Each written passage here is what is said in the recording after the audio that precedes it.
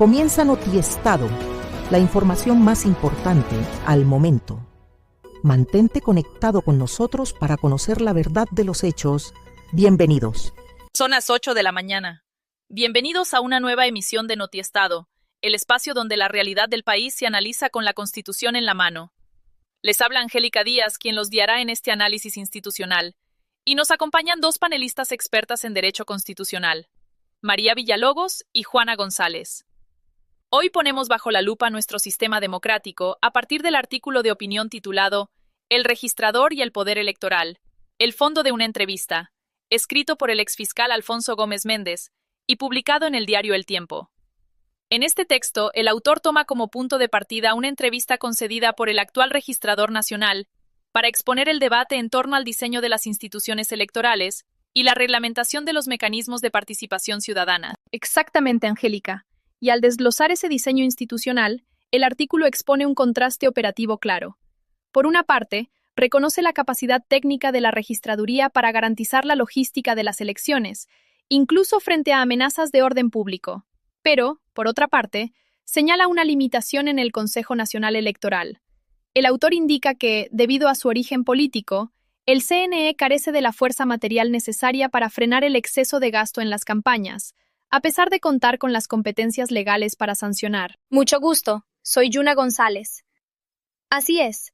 Y en cuanto a la reglamentación de esos mecanismos de participación que mencionabas, Gómez Méndez expone cómo las consultas internas y las candidaturas por firmas perdieron su propósito original.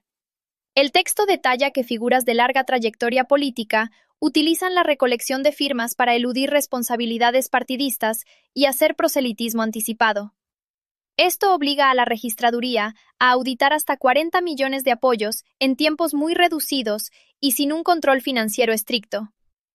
Es esta suma de factores la que fundamenta la propuesta final del artículo, que sea el propio registrador quien lidere una reforma integral a este sistema. Ese panorama institucional que describen nos lleva directamente a la pregunta rectora de nuestra mesa de análisis hoy.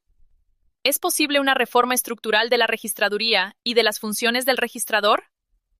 Para dar una respuesta jurídica y no caer en especulaciones, no podemos analizar el sistema como un solo bloque. Debemos diseccionar la propuesta en los tres grandes frentes que expone la columna. Primero, el rediseño del juez electoral. Segundo, la reglamentación de las campañas. Y tercero, ¿quién tiene la competencia para impulsar el cambio?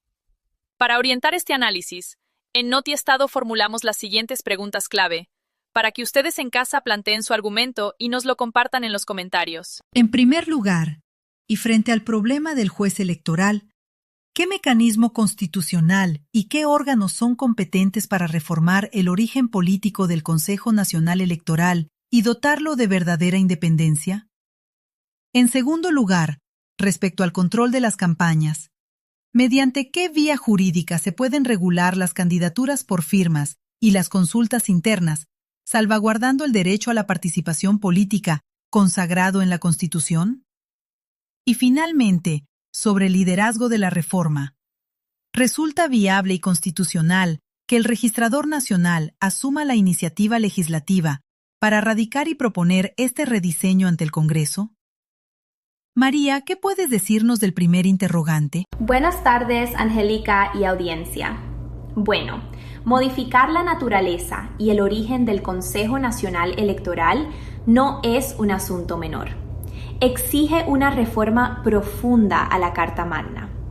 Actualmente, el artículo 264 de la Constitución Política establece que los magistrados del CNE son elegidos por el Congreso en pleno, a partir de postulaciones de los mismos partidos políticos.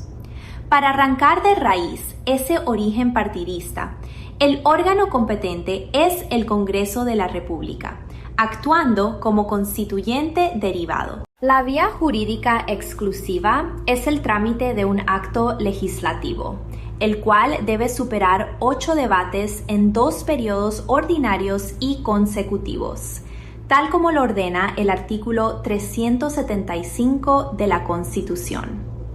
Y es importante aclarar para nuestra audiencia por qué se exige ese trámite tan riguroso. Nuestra Constitución es rígida y no puede cambiarse como una ley ordinaria de la noche a la mañana. Exigir 8 debates asegura que la modificación del juez supremo electoral sea producto de un consenso democrático amplio, reflexivo y pausado, evitando que mayorías políticas coyunturales diseñen un Consejo Nacional Electoral a su medida. Muy clara esa precisión procedimental, María. Juana, ¿qué puedes decirnos respecto al segundo interrogante, centrado en el control normativo de las campañas? Frente al segundo frente, el control normativo de las campañas, el escenario cambia. Regular estrictamente las firmas y las consultas internas no exige tocar la Constitución, sino desarrollar sus principios a través de la ley. Dado que estamos hablando de mecanismos de participación y estatutos de partidos, el Congreso debe tramitar una ley estatutaria, en estricto cumplimiento de los literales A y C del artículo 152 de la Carta Política. Esta ley es la herramienta idónea para armonizar el derecho ciudadano a ser elegido, artículo 40, con el mandato del artículo 109, que obliga al Estado a fijar topes de financiación rigurosos. Al ser una ley estatutaria, requerirá indefectiblemente el control previo de la Corte Constitucional. Angélica, este punto es vital. Al tocar el núcleo esencial de un derecho fundamental como la participación política, el Congreso no tiene la última palabra.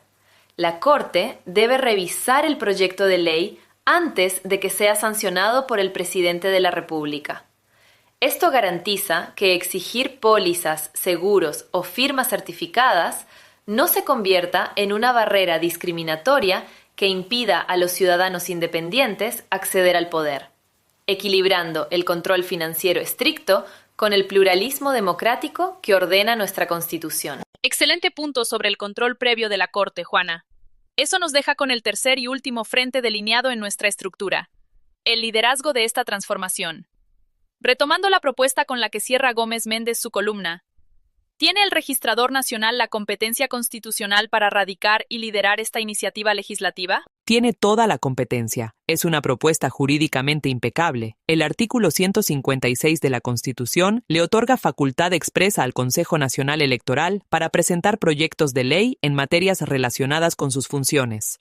De manera armónica y bajo el principio de autonomía de la organización electoral previsto en el artículo 120, la jurisprudencia y la doctrina reconocen que el Registrador Nacional, como máxima autoridad administrativa de la entidad, posee la iniciativa legislativa para redactar y radicar formalmente ante la Secretaría del Congreso el proyecto que dé inicio a esta reforma estructural. Llegamos así a la conclusión de nuestra mesa de análisis.